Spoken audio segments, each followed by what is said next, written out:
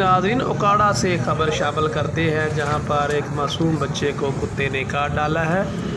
आइए पूछते हैं उनके अल्वा हकीम से।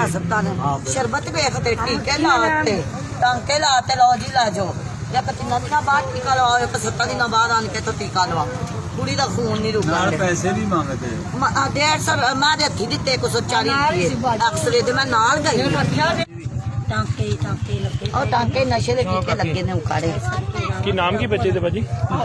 ਆਲੀਆ।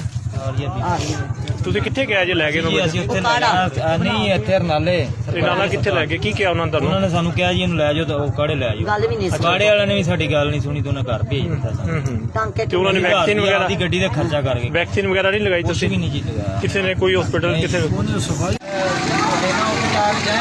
ਸਫਾਈ ਖੜੀ ਹੋਵੇਗੀ ਜਾ ਕੇ ਲੈ ਯਾਰ